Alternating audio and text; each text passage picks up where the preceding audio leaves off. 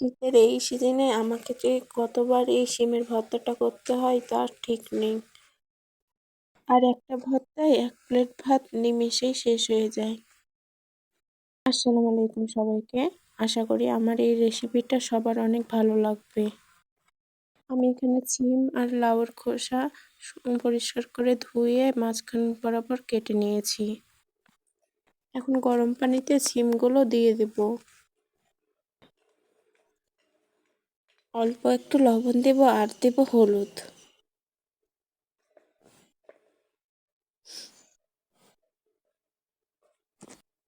লবণ হলুদ দিয়ে আমি কিছুক্ষণ ধরে শিমটাকে সিদ্ধ করে নেব।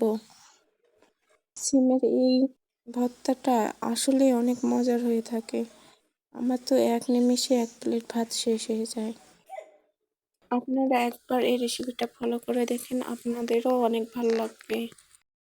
কয়েকটা কাঁচামরিচ এর মধ্যে আমি দিয়ে দেব। এখন আমি 8-10 মিনিট ফুটিয়ে নেব। শিমগুলো সুন্দরভাবে সিদ্ধ হয়ে যাওয়ার পর আমি একে একে সবগুলো শিম উঠিয়ে নেব। হলুদ দেওয়ার ফলে শিমের কালারটা অনেক সুন্দর আসে, তার জন্য আমি এখানে হলুদ দিয়েছি। শীতের এই সিজনে আমি এই শিমের ভর্তাটা অনেকবার করে থাকি, কারণ শীতের এই সিজনে শিম স্বাদটা দ্বিগুণ হয়ে থাকে। শিমগুলো আমি সুন্দরভাবে উঠিয়ে নিয়েছি। এখানে আমি সবগুলো শিম শিলপাটায় বেটে নিয়েছি, কারণ শিলপাটায় বেটে শিম ভর্তা করলে অনেক মজা লাগে। এখানে একটা প্যানে অল্প একটু সরিষার তেল দিয়ে দিচ্ছি, সাথে দিয়ে দিচ্ছি শুকনো মরিচ ও 1 টেবিল চামচ জিরা। এখন কিছুক্ষণ ভাজার পর আমি দিয়ে দিচ্ছি রসুন কুচিগুলো কিছুক্ষণ ভেজে দিয়ে দেব পেঁয়াজ কুচিগুলো ভাজার পর আমি দিয়ে দেব বাটা শিম ভর্তা।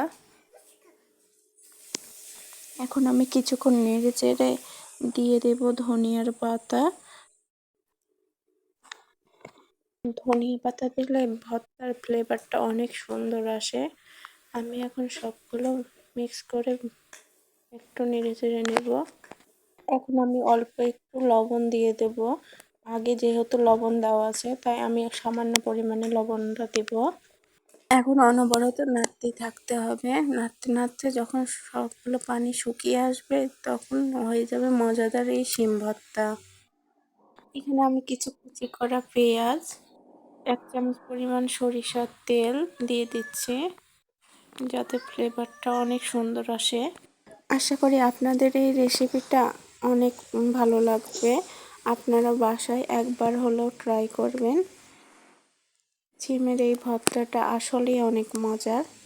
আজকের মতো এ পর্যন্তই। ধন্যবাদ সবাইকে।